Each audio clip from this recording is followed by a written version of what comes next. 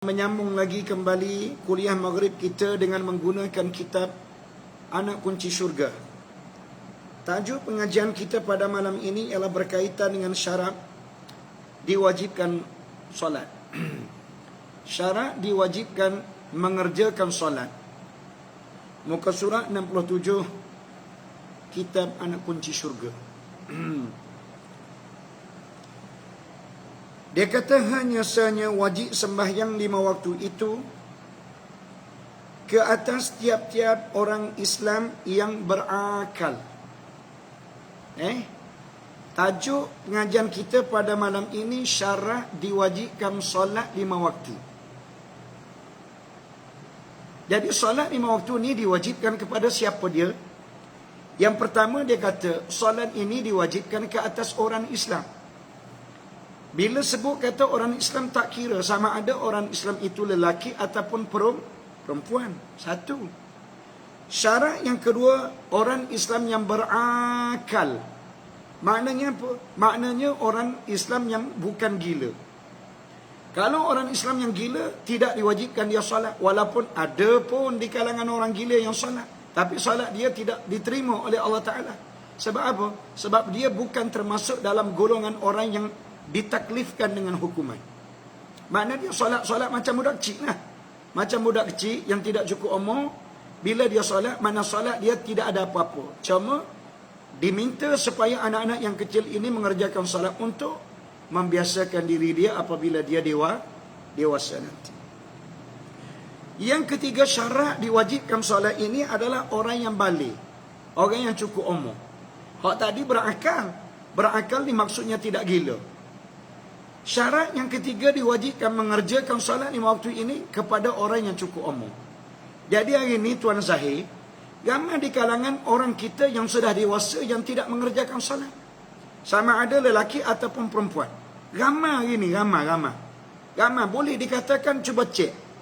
Pada setiap rumah tu ada di kalangan anak-anak ataupun menantu ataupun cucu cicit kita yang tidak bersolat. Orang ni seharusnya dikenakan tindakan. Seharusnya kena tindakan untuk mendisiplinkan diri mereka. Orang yang tidak solat ni besar hukuman Allah Ta'ala tahu. Ingat baik-baik. Hukuman Allah Ta'ala di akhirat besar. Hukuman Allah Ta'ala dalam dunia pun besar. Mana dia? Allah Ta'ala akan jadikan hilang ketenangan kepada orang yang tidak solat. Allah Ta'ala tidak memberi kemudahan. Allah Ta'ala tarik kelapangan. Nikmat yang pelbagai diberi oleh Allah Ta'ala kepada orang yang solat, kepada orang yang tidak solat ditarik. Walaupun sekarang dia tidak solat, Allah Ta'ala beri nikmat. Tapi nikmat itu bila-bila masa saja. Allah Ta'ala akan menarik nikmat tersebut. Jangan pula kita rasa bangga. Tak apa, kita tak solat pun tak ada apa-apa. Jangan.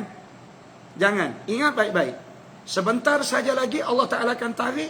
Pada waktu itu kamu akan kebingungan. Mu nak minta tolong dengan siapa? Manusia tak boleh tolongmu. Sebab bala itu didatangkan oleh Allah. Maka Allah Ta'ala sahaja yang berhak untuk menarik kembali bala tersebut. Baik. Yang keempat, syarat yang keempat. Syarat diwajibkan solat yang keempatnya adalah suci daripada haid dan nifas. Syarat yang keempat, suci daripada haid dan nifas. Mana syarat yang pertama orang Islam, syarat yang kedua berakal, syarat yang ketiga cukup umur, syarat yang keempat suci daripada haid dan nifas. Maka wajiblah mengerjakan salat 5 waktu. Ini berdasarkan sabda Nabi sallallahu alaihi wasallam. Nabi kata rufi'al qalamu an thalath. Diangkatkan qalam daripada 3 golongan. Apa maksud diangkatkan qalam? Maksudnya Allah Ta'ala tidak mengenakan hukuman. Allah Ta'ala tidak menulis kesalahan bila mereka tidak solat. 3 golongan manusia ini, kalau dia tidak mengerjakan salat, Allah Ta'ala tidak tulis sebagai orang yang mengerjakan kesalahan. Ataupun tidak ditulis sebagai orang mengerjakan dosa. Yang pertama kata Nabi, anis sabiy hatta yablugha, daripada budak kecil. Daripada kanak-kanak hatta yablugha, sehingga dia cukup umur. Mana mula daripada kanak-kanak itu dilahirkan ke dunia sehingga mencapai umur balik. Umur balik sudah pun saya jelaskan pada pengajian lepas. Balik di antara lelaki dan perempuan ini tak sama. Orang lelaki, pecaman balik dia ada 2 pecaman. Yang pertama dengan bermimpi. Bermimpi dan keluar air mani. Yang bermimpi bersetubuh dengan perempuan dan keluar air mani, maka baliklah bagi orang lelaki, tak kira sama ada pada waktu itu usianya 14 tahun ataupun 13 tahun. Yang paling penting bermimpi sehingga keluar air mani. Andai kata yang pertama ini bermimpi tidak berlaku pada dia, maka dengan genapnya usia 15 tahun. Apabila cukup umur 15 tahun, maka secara automatik lelaki itu cukuplah umur. Andai kata dia meninggalkan solat, maka akan terbeban dosa meninggalkan solat ini di buku catatan amalan dia. Kalau sebelum daripada cukup umur, andai kata dia tidak mengerjakan solat ataupun andai kata dia melakukan apa-apa dosa, maka dosa itu akan terpalik dan akan ditulis dalam buku catatan ibu dan ayah dia. Manakala pecaman bagi seorang wanita, bagi perempuan pula cukup umur tiga pecaman. Kharijah Husin, orang perempuan cukup umur dia ada 3 tanda. Tanda yang pertama dengan apa? Dengan datangnya bulan. Paling kurang umur datang bulan adalah 9 tahun. Paling kurang. Umur 9 tahun, anda kata keluar dah darah pada waktu itu, maka darah itu dikatakan darah haid. Jadi anda kata 8 tahun keluar darah, maka darah itu tidak dikatakan haid. Walaupun keluar darah. Bahkan darah itu dinamakan dengan darah istihadah, darah penyakit. Ingat orang perempuan kena ingat. Kena turunkan ilmu ini kepada anak-anak kita yang tidak berkesempatan berada di hadapan skrin telefon masing-masing. Tolong sampaikan mesej ini kepada mereka supaya mereka tahu. Anak perempuan 3 pecaman cukup umur dia. Yang pertama, datang bulan paling kurang umurnya 9 tahun. Yang kedua, dengan bermimpi macam orang lelaki juga. Dengan bermimpi sehingga keluar air mani. Orang perempuan jangan bermimpi. Sebab perkara ini telah dijelaskan oleh baginda Nabi. Pernah perempuan bertanya, baginda, ya Rasulullah, apakah perempuan itu bermimpi? Nabi kata, ya na'am idza ra'atil ma'. Ya, perempuan ini bermimpi apabila dia melihat air mani dia keluar, maka cukuplah umur bagi seorang perempuan. Nak ceritanya, ada juga perempuan bermimpi walaupun kebanyakan perempuan tidak bermimpi. Sebab apa?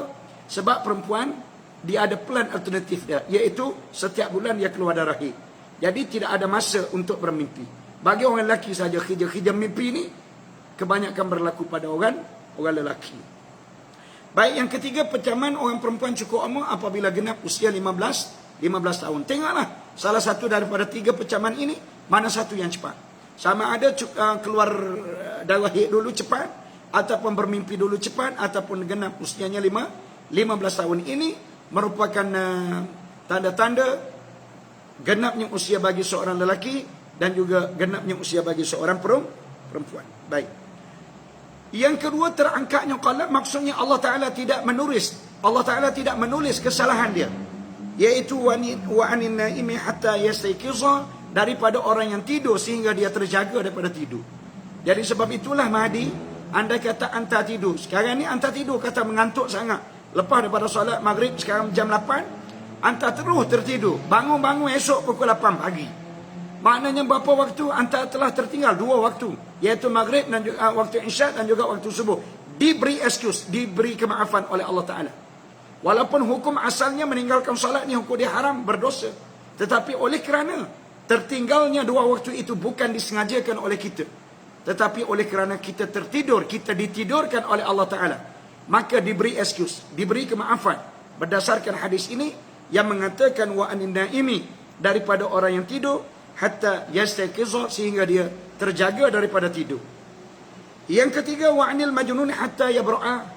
Yang ketiga, Allah Ta'ala tidak menulis kesalahan daripada orang yang gila, hatta yabra'a, sehingga dia siuman daripada gila dia. Selagi mana dia berada dalam gila, selagi itulah dia tidak dianggapkan bersalah. Sebab itu orang gila, apabila dia pukul seseorang ataupun dia bunuh seseorang, maka dia tidak dikenakan tindakan. Berapa kali saya kata, ramai orang gila berada di rumah kita. Siapa dia? Anak kita. Kenapa menjadi gila? Ada-ada. Kenapa menjadi gila? Kerana minum arak. Kenapa menjadi gila? Kerana banyak menatap telefon. Akhir sekali menjadi gila terus akal fikiran dia. Maka mereka ini akan bertindak ganas, bertindak di luar batasan. Akhir sekali apa sahaja kesalahan yang dilakukan oleh orang gila, ingat baik-baik, sebarang tindakan tidak dikenakan kepada dia. Kan? Tapi saya tak tahulah tindakan dunia barangkali kena. Tetapi sebenarnya mengikut hukum Islam, bagi orang gila tidak ada sebarang tindakan. Sebab dia gila. Baik. Dan wajib disuruh akan kanak-kanak dengan sembahyang pada ketika berusia 7 tahun. Ingat baik-baik. Wajib. Ni Zuraina. Islam mengatakan wajib bagi ibu dan ayah. Wajib menyuruh anak dia mengerjakan salat pada waktu usia anak 7 tahun. Datuk hari ini ada kita suruh. Anak kita umur 10 tahun pun tak suruh lagi. Sedangkan Islam mengajar kita umur 7 tahun. 7 tahun anak darjah 1. Wajib disuruh mereka mengerjakan salat. Suruh sajalah. Suruh saja. Suruh. Dek. Duk main apa lagi ni? Waktu sudah masuk ni. Semayang. Anak kita pada waktu tu dia takut pada kita kan. Dia pun bangun masuk dalam bilik. Dia olah-olah ambil wuduk. Dia tak semayang pun dia tipu kita. Sebab apa? Sebab kita dulu pun menipu juga. Kita dulu pun menipu juga. Sebab itulah peribahasa mengatakan anak bapa borek, anak rintik. Itu keedah dia. Jadi sebab itu kalau kita nak tahu perangai kita, kita tengok perangai anak kita. Orang perempuan, kalau nak tahu perangamu pada waktu kecil, mu tengok perangai anakmu. Orang lelaki pun sama juga. Kalau mu nak tengok, nak tahu perangamu sekarang, mu tengok perangai anak lelakimu. Sebiji Allah Ta'ala ulang tayang. Allah Ta'ala nak suruh mu lihat sendiri bagaimana kenakalan kamu, bagaimana ketololan kamu, bagaimana kebahlulan kamu waktu kecil dulu. Banyak menyusah dan menyinggung perasaan ibu bapa. Tengok di zaman anakmu sekarang. Baik. Dan wajib dipukul akan dia, akan anak, kerana meninggalkan salat pada waktu usianya 10 tahun. Ingat, Nabi menyuruh kita, Nabi memaklumkan kepada kita bahawa ibu bapa hendaklah menyuruh. Hendaklah di sini maksudnya wajib bagi ibu bapa menyuruh anak mengerjakan salat waktu umur anak 7 tahun. Apabila umur anak 10 tahun bukan setakat suruh, bahkan hendaklah dikenakan tindakan rotan kepada dia. Ini berdasarkan sabda Nabi sallallahu alaihi wasallam. Nabi kata murrus sabiyya bis salah. Hendaklah kamu menyuruhkan anak kamu mengerjakan salat idza balagha 70 sinin, apabila dia mencapai usia 7 tahun. Bila anak kita berusia 7 tahun, mu ibu bapa hendaklah menyuruh anak kamu mengerjakan salat. Wa idza balagha 10 sinin, dan apabila usia anak 10 tahun, Nabi kata fadribuhu 'alaiha, maka hendaklah kamu merotankan dia disebabkan dia meninggalkan solat. Kena rotan. Kena rotan. Maknanya andai kata kegagalan kita menyuruh anak waktu usia 7 tahun solat, kegagalan ibu bapa merotan waktu anak 10 tahun, ini adalah kegagalan yang amat memberi kesan sampingan kepada anak-anak, menyebabkan anak kita tak solat hari ini. Itulah yang saya selalu sebut kecuaian ibu bapa. Kadang-kadang ibu dan ayah ni marah kepada saya. Dia kata kasar sangat ustaz ni. Asyik-asyik menyalah kita. Yalah, anakmu tu siapa dia yang lahir? Adakah dia keluar daripada pokok pisang? Anakmu tu dia keluar daripada mu. Daripada daripada kemaluan binimu. Kemudian anak ini dibesarkan oleh kamu berdua. Kamu sepatutnya ketika mana membesarkan anak-anak ini, mestilah melihat bagaimana acuan agama, supaya anak-anak ini dibesarkan mengikut acuan agama. Tapi tak, kita tidak ikut acuan agama, kita ikut kehendak kita. Kita nak besar anak ni bagaimana? Ikut kehendak kita, sebab kita merasakan anak itu anak kita. Ya, anak tu anakmu, tetapi sebenarnya itu adalah amanah Allah. Allah Ta'ala beri pinjaman sejak padamu. Sebab ada mana bukti? Bukti, tengok anak kecil, ada di antara anak yang kecil yang Allah Ta'ala panggil pulang dia mati awal. Ini menunjukkan anak tu bukan anakmu. Kalau anakmu, mana ada ibu bapa yang merelakan anak dia mati pada usia sekian? Tak ada. Biasanya kalau kita nak suruh mati waktu tua, waktu tua kita nak suruh dia mati. Kenapa? Syabuk perut. Waktu kecil ni maknanya kita belum lagi puas bermanja dengan dia, belum lagi puas kita bermain dengan dia. Tiba-tiba Allah Ta'ala mati dia. Oh, seksa. Seksa orang yang mati anak-anak kecil ni. Seksa dia kan. Sedih dia pada waktu tu. Orang lelaki okey. Orang lelaki anak mati kecil, seronok dia. Sebab apa? Dia kata kita boleh buat yang baru. Kalau ibu yang melahirkan anak tak boleh buat, kita tambah ibu baru. Oh, kemas. Orang lelaki punya pemikiran tu kemas. Pemikiran orang lelaki ni amat tidak dipersetujui oleh kebanyakan orang perempuan. Betul? Orang perempuan memang ramai tak setuju sama. Tak ada benda hak dia setuju. Gitu kan. Benda-benda baik tak setuju selalu. Benda hak tak baik, sokong. Okey. Ada soalan boleh tanya sebelum kita pindah tajuk yang baru. Itu tajuk apa nama ni, syarat diwajibkan sembahyang 5 waktu. Okay, terima kasih. Anta ni sebenarnya Syekh besar pahala. Tengok. Ada juga orang bagi buih hanya air mineral buih. Air mineral. Kita tengok berapa sen nilaian dia. Tak ada dia lain. Ini 50 sen sebotol. Ataupun kalau dijual di pasaran mungkin RM1 kan. Tetapi oleh kerana cara pemberian dia itu kena pada tempatnya. Mana diberinya air ini kepada saya ketika mana saya sedang menyampaikan kuliah. Besar mana pahala dia dapat. Terima kasih kepada cikgu. Mudah-mudahan Allah Ta'ala beri rezeki yang banyak kepada cikgu. Dapat menambah isteri baru insya-Allah. Seronok cikgu. Orang doa begitu dia. Yang doa ni saya ingat baik-baik. Doa ni saya yang mendoa. Bukan orang luar. Mana kita yang menyampaikan kuliah doa ni barangkali doa kita akan diaminkan oleh para malaikat. InsyaAllah lah. Tapi cikgu tak berani dia. Tak berani. Sebab itu saya doa kepada cikgu. Saya yakin cikgu ni seorang yang baik. Dia tidak akan mengecewakan isteri dia.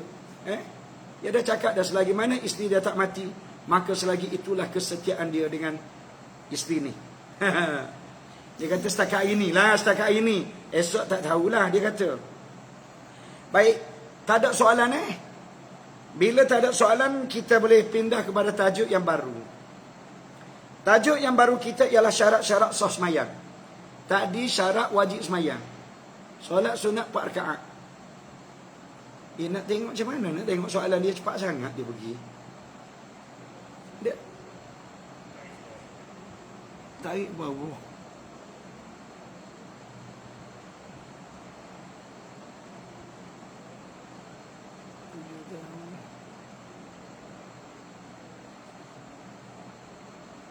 Tak jumpa Okey, syarat sah sembahyang. Jadi tadi syarat wajib sembahyang. Sekarang syarat sah sembahyang. Bila kita sembahyang, nak pastikan sembahyang kita sah ataupun tidak, bagaimana? Puan Burhana, Puan Asnah, ikut sunnah Ustaz, tunggu bini pertama mati. Ikut sunnah apa tunggu bini pertama mati? Okey, jangan cakap yang itulah. Nanti ramai yang tersinggung. Okey. Assalamualaikum Ustaz Zakaria handsome. Memang saya handsome. Innallaha jamilun yuhibbul jamal. Allah Ta'ala itu cantik. Allah Ta'ala suka kepada kecantikan. Semua orang-orang kita ni comel belaka. Orang perempuan comel, orang lelaki handsome. Kenapa? Allah Ta'ala mengatakan laqad khalaqnal insana fi ahsani taqwim. Sesungguhnya aku ciptakan manusia ini dalam kejadian sehabis-habis comel. Dalam bentuk yang paling lawa sekali. Okey. Jadi syarat sah sembahyang, yang pertama menghadap kiblat. Kak Rohana, untuk menjadikan solat kita sah dan diterima oleh Allah Ta'ala, yang pertamanya syarat dia waktu solat hendaklah menghadap ke arah kiblat. Kita kena cari dulu arah kiblat. Sebelum kita sembahyang, kita kena pasti dulu arah kiblat. Oh, sekarang tak jadi masalah dah Ustaz. Sebab apa? Sebab kita pergi ke mana-mana, arah kiblat sudah pun ada tanda arah dia. Alhamdulillah. Sebab itu kita beruntung berada dalam negara kita Malaysia ini, Kak.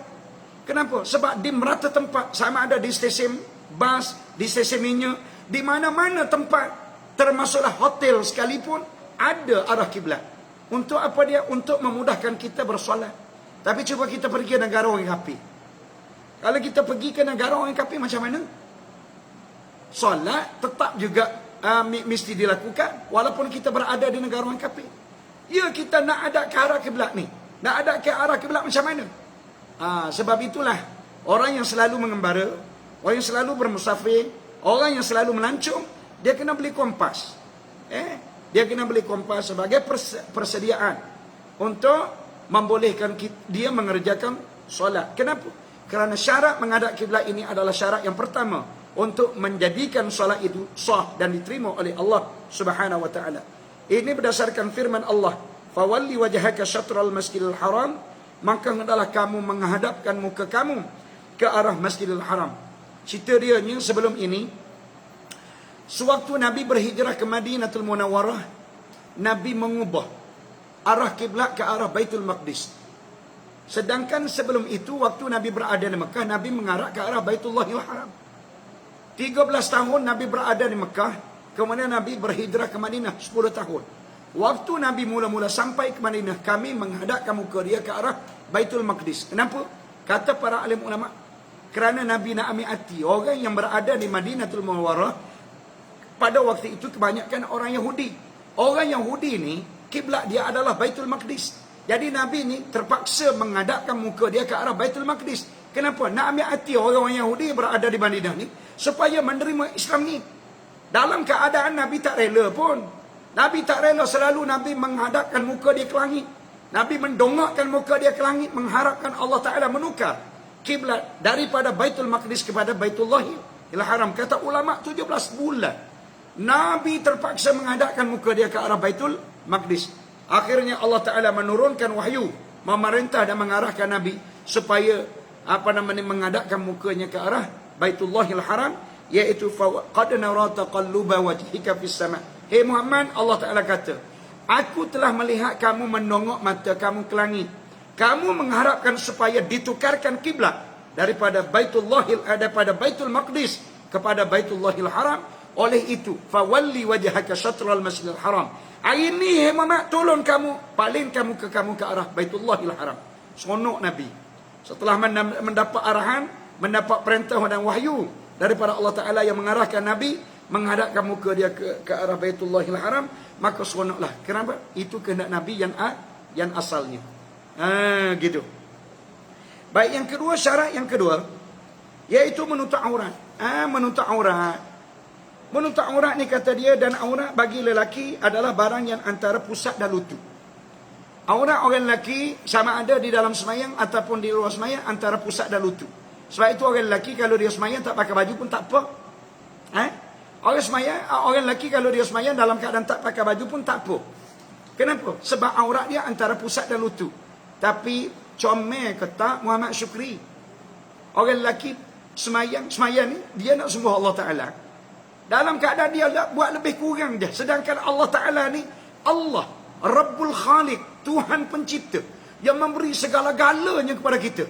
Tiba-tiba kita buat acuh tak acuh je, buat lebih kurang je nak sembah Allah Ta'ala. Ya Allah Rabbi, malu sikit. Kalau kita nak jumpa orang besar, kita pakai Ya Allah, bukan setakat comel dengan wangi-wangiannya, dengan kekemasannya, dengan penampilannya. Ya Allah, hebat. Sedangkan kita nak jumpa orang besar, bukan dia nak beri apa pun, nak jumpa, nak sembang je dengan dia. Ini Allah Ta'ala yang selalu memberi nikmat kepada kita ni. Sepatutnya kita dalam keadaan lebih comel. Baik. Ini berdasarkan hadis, wa idza zawwaja ahadukum amatahu 'abdahu aw ajirahu fala tanzuril amatu 'auratahu wal 'auratu ma baina surrati war rukbati. Nabi kata, dan apabila mengkahwinkan oleh seorang daripada kamu akan hamba lelakinya dan akan hamba perempuannya dengan hamba lelaki, ataupun akan qali dia, fala tanzuril amatu 'auratahu, maka janganlah memandang hamba perempuan itu akan auratnya, aurat tuan dia. Janganlah memandang hamba perempuan itu akan auratnya. Lepas tu Nabi kata, dah tu aurat dia mana? Wal auratu ma baina surrati war rukbati, dan bermula aurat lelaki ini adalah barang yang antara pusat dan lutut. Nak ceritanya aurat lelaki. Orang perempuan nak tengok pada orang lelaki pun, dia boleh tengok barang yang selain daripada antara pusat dan lutut. Maksudnya daripada lutut ke bawah, daripada pusat ke atas. Dia boleh tengok. Tak jadi masalah dia kan. Nah, begitu. Dan aurat perempuan pula adalah semua badannya kecuali muka dan dua tapak tangannya hingga pergelangan tangan. Ingat, aurat perempuan seluruh tubuh badan. Kak Roslina Zainal Abidin. Aurat perempuan seluruh tubuh badan kecuali muka dan tangan serta tapak tangan. Tapak tangan dan belakang tangan dia. Itu sahaja yang boleh buka. Ini berdasarkan firman Allah. Wa kullil mu'minati. Hei Muhammad, tolong kamu beritahu kepada perempuan-perempuan yang beriman, yaududna min absarihinna. Hendaklah mana-mana perempuan yang beriman memejam pandangan mereka. Makna apa? Makna jangan duk keling, jangan duk jeling, jangan duk tengok merata tempat. Hendaklah dia menundukkan pandangan dia. Wa yahfazna furujahunna. Dan yang kedua, hendaklah perempuan-perempuan ini menjaga kemaluan dia. Tengok dalam ayat ni Kak Ina, dia sebut orang perempuan jaga mata. Yang kedua, orang perempuan kena jaga kemaluan. Ingat baik-baik. Sebab itu tidak menjaga kemaluan ni dia berpunca daripada orang puan. Sebab itu berlaku banyak pengzinaan dia berpunca daripada orang puan. Orang puan dia berbogel, dia memakai pakaian menjolok mata, akhirnya menimbulkan kegeraman kepada orang lelaki. Orang lelaki tengok dia geram. Bila geram, orang lelaki mula mikir bodoh lah. Mikir nak buat benda tu, nak buat benda ni. Akhir sekali, maka menjadi mangsa keadaannya adalah orang perempuan. Puncanya dia. Okey, waalaikumsalam Puan Sabriah. Okey. Wa la yubdina zinatahunna. Allah Taala kata, ingat, orang perempuan tidak boleh dia mendedahkan perhiasan dia. Illa ma zahara minha, kecuali apa yang zahir daripadanya saja. Mana para alim ulama mengatakan ma zahara minha. Barang yang zahir, mana barang yang dibolehkan dia mendedah adalah tangan dan juga muka. Sebab itu orang perempuan dia boleh memakai perhiasan di tangan. Mana dia? Iaitu cincin. Adapun barang kemas, gelang. Gelang tak boleh. Nur Mazian. Kak Nuriah, gelang tak boleh dia nak pakai di luar. Ingat baik-baik, perempuan gelang pakai di dalam. Lepas tu kita tengok ada perempuan yang pakai rantai kaki. Boleh pakai di dalam stokin pakai. Orang tu, apa erti kalau nak pakai gelang di dalam stokin Ustaz? Apa erti nak pakai gelang tangan kat luar? Itulah mabuk betul. Allah Ta'ala suruh, Allah Ta'ala membenarkan dan mengharuskan kamu memakai perhiasan untuk tatapan suamimu, bukan untuk orang lain. Orang lain tu tidak boleh berbuat apa-apa denganmu. Ingat baik-baik. Mu diciptakan untuk lakimu. Pada waktu mu tak nikah, mu diciptakan untuk ayah dan ibumu, untuk adik-beradikmu. Bila mu menikah, maka mu adalah untuk tatapan untuk lakimu. Yang mu tadi berusaha untuk mempamerkan kepada orang ni, apa hal? Lain yang Allah Ta'ala suruh, lain pula yang kamu buat. Ingat baik-baik, orang perempuan, ingat baik-baik. Allah Ta'ala ciptakan kamu tubuh badan yang comel, bentuk tubuh badan menggiurkan, menaikkan, menimbulkan kegairahan untuk lakimu. Biar lakimu tengok mu tak puas semua, geram semua. Tak apa lakimu. Jadi jangan menimbulkan kegeraman kepada orang lain. Sebab apa? Bahaya. Okey. Yang ketiganya, mengetahui akan masuknya waktu. Syarat sah sembahyang, syarat dia waktu mesti masuk dengan yakin. Kalau dia confuse, masuk dah ke tak lagi, masuk dah ke, tak boleh Kak Faridah. Tak boleh lagi dia nak takbir Allahu Akbar, kebetulan pada waktu dia takbir, waktu masuk. Tak boleh, hukum dia haram dan tidak sah. Kenapa? Sebab berdasarkan firman Allah, inna salata kanat 'alal mu'minina kitaban mawquta. Sesungguhnya sembahyang ini diwajibkan ke atas orang mukmin pada waktu yang telah ditetapkan. Maknanya waktu zuhur ada waktu dia, waktu asar ada waktunya, waktu maghrib ada waktunya, isya ada waktunya, subuh ada waktunya. Kita kena buat eksperimen lah. Bila waktunya? Jangan kita buat, memang sekarang ini terlalu banyak kemudahan untuk membolehkan kita mengetahui masuknya waktu. Kan? Maknanya yakin waktu masuk itu menjadi prasyarat untuk mengesahkan solat. Jadi kalau tak yakin tak boleh. Yang keempat, suci daripada hadas kecil dan hadas besar. Mana pastikan sebelum kita sembahyang, Hadas kecil maksudnya ada ke tak wudu, mana kena ambil dulu. Yang kedua, hadas besar kita mandi ke tak lagi? Tadi berjunung, tak mandi lagi, kena mandi dulu. Tengah-tengah takbir ada juga tikna ni. Tengah-tengah takbir Allahu Akbar, Bismillahirrahmanirrahim, waladdallin, amin. Bini dia pun bisik, tak mandi junub lagi tu. Sudah. Yang nak buat lagu mana gamuknya? Jadi sebab itulah Islam mengajar kita erti berwaspada.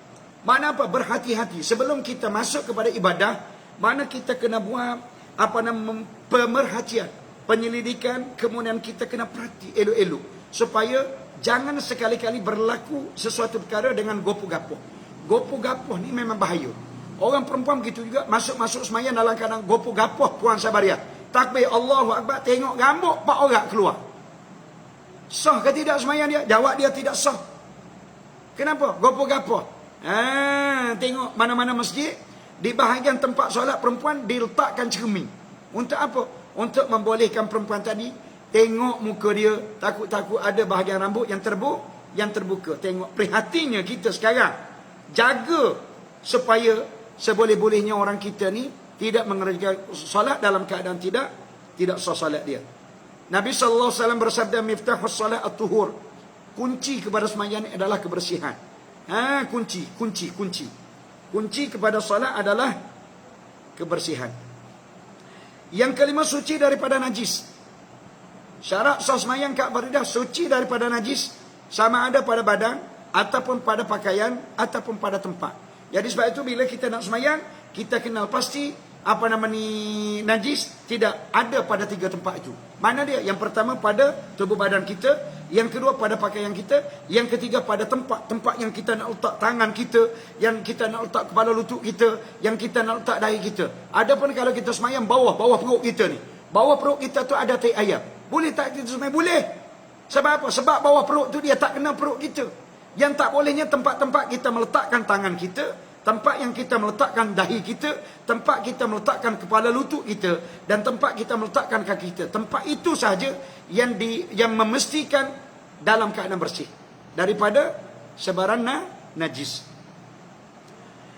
Yang keenamnya, meninggalkan berkata-kata dengan yang lain daripada Quran, zikir dan doa. Jadi waktu semayang, dalam semayang dia tak boleh nak cakap, tak boleh kita nak bersembang, tak boleh kita nak borak-borak, tak boleh kita nak jawab telefon dan sebagainya, tak boleh. Yang bolehnya dalam sembahyang adalah baca Quran. Sebab dalam Quran, dalam sembahyang ada beberapa ayat Quran yang dibolehkan kita membaca. Kemudian dalam Quran membolehkan kita berzikir. Zikir apa yang kita nak, silalah. Dalam sembahyang dibolehkan kita berdoa, doa apa yang kita nak, silalah. Mana 3 benda? Quran, yang kedua zikir dan juga doa dalam sembahyang. Adapun selain daripada itu tidak dibolehkan. Ini berdasarkan sabda Nabi, inna hadhihi salatu la yasluhu fiha syai'un min kalamin nas.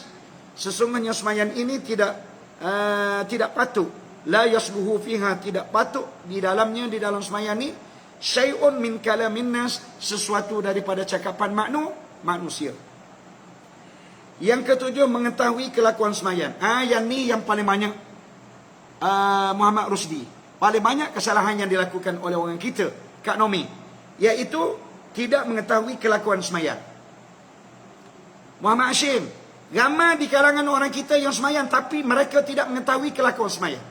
Nabi mengatakan, sallu kama ra'aitumuni usalli.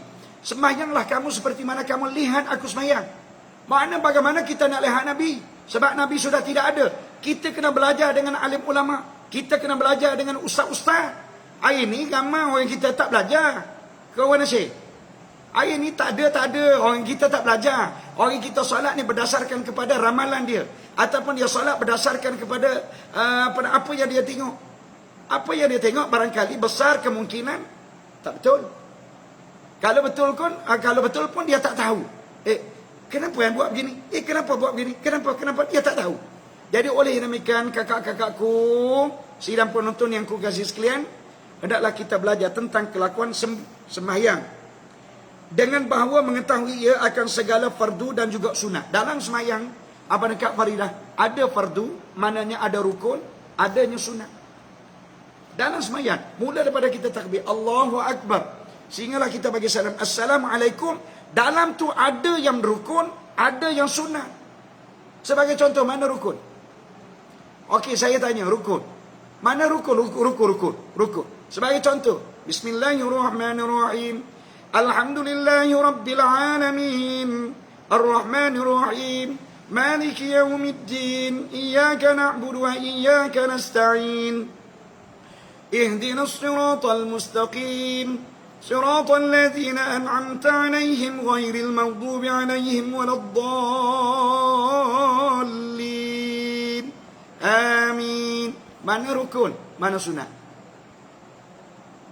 Mana rukun, mana sunat tu? Fatihah yang saya baca tadi tu. Cuba cerita kepada saya mana yang rukun, mana yang sunat. Mana yang fardu, mana yang sunat. Cepat. InsyaAllah. Berapa minit ni? Berapa minit lagi nak isyak ni? 9. Okey. Lambatnya nak bagi respon. Fatihah yang saya baca tadi tu. Bismillahirrahmanirrahim sampai awaladdallin amin. Mana yang rukun, mana yang sunat? Bacaan yang kuat hingga ganggu kawan. Kok mana pula? Bukan gitu kak. Bukan soalan saya nak tanya yang kuat pada meniplahan. Bacaan yang saya baca tadi. Bismillahirrahmanirrahim. Alhamdulillahi Rabbil Alamin. Ar-Rahmanirrahim. Maliki Yawmiddin. Iyaka na'budu wa iyaka nasta'in. Ihdinas siratal mustaqim. Okey, thank you Syidah. Syidah kata Fatihah. Fatihah tu rukun, manakala amin tu sunat. Betul? Fatihah mula Bismillahirrahmanirrahim. Ghairil maghdubi 'alaihim waladdallin. Itu Fatihah. Apa nama ni Fatihah ni? Dia ada 7 ayat. Amin. Amin tu adalah sunat. Makna kita kena tahu begitulah kakakku. Kita kena tahu. Lepas tu yang keduanya. Contoh. Allahu Akbar. Kita turun kepada rukun. Baik. Allahu Akbar tu rukun ke sunat? Cepat. Rukun ke sunat? Allahu Akbar tu. Sudah. Sunat, thank you. Alia, rukuk tu sunatnya. Yang Ustaz tanyanya Allahu Akbar tu. Kita mengucapkan takbir ketika mana kita nak turun tu sunat. Rukuk tu rukun. Alhamdulillah. Bagus. Very good. Thank you. Semua anak murid saya sudah pun faham. Anak murid saya sudah pun pandai. Alhamdulillah. Maknanya begitulah kakakku. Kakakku kena tahu dalam solat manakah yang rukun, manakah yang sunat. Supaya kita dapat memberitahu kepada orang yang ni sunat, yang ni rukun. Dia kan? At-tahiyyatul mubarakatus salawatul tayyibatu lillah. Tasyuk terakhir itu adalah rukun. Adapun tasyuk yang pertama, tasyuk ulas, tasyuk yang pertama, tahiyyatul mubarakatus salawatul tayyibatu lillah. Rakaat yang kedua itu adalah sunat. Kalau kita boleh jawab begitu, alhamdulillah. Ini merupakan satu kebaikan yang membolehkan kita menjadi hamba Allah Ta'ala yang terbaik. Jadi kalau masih lagi duk mabuk, tak tahu hak mana rukun, tak tahu hak mana sunat, sedangkan umur 70 dah sekarang. Umur. Pendek kata esok kagan dah nak masuk dalam kubur. Tak boleh nak beza lagi hak mana sunat, hak mana rukun. Pendek kata balik awal namu. Tapi nasib baik kamu sedang berada dalam majlis ilmu. Maksudnya kamu dalam kategori orang yang belajar. Allah memberi excuse. Allah Ta'ala memberi kemaafan. Orang yang di rumah tu, yang tak belajar tu. Yang tak belajar tu apa hal dengan dia? Kalau balik tanya dia, dia tak boleh beza antara fardu dengan rukun, memang balik awal. Balik awal dia. Allah Ta'ala akan seksa dia. Mati besok kena pukul lah dia. Jadi oleh yang demikian, perbanyakkanlah kakak-kakakku, pelajar-pelajar sekalian berada dalam majlis ilmu. Mudah-mudahan segala kekurangan, segala ketimpangan yang dilakukan oleh kita, harapan kita dengan belajar ini dapat kita menukuk tambah, dapat kita menampung, dapat kita menutup ketimpangan itu, insya-Allah. Baik. Yang ke-8, meninggalkan menambah rukun fi'li. Mana rukun fi'li? Rukun yang jenis buah. Mana dia? Rukun fi'li. Rukun iktidal sujud tu rukun fi'li. Tiba-tiba dia rukuk ni ada berapa kak? Pada mensabariyah. Rukuk ni ada berapa rukuk? Rukuk. Cepat. Rukuk ni ada berapa kali dalam satu rakaat tu? Ha. Sudah. Cepat. Cepat. Rukuk ada berapa kali dalam satu rakaat? Alah. Ada satu kali, tiba-tiba dia buat rukuk 2 kali. Apabila dia buat rukuk 2 kali, mana tak sah sembahyang dia?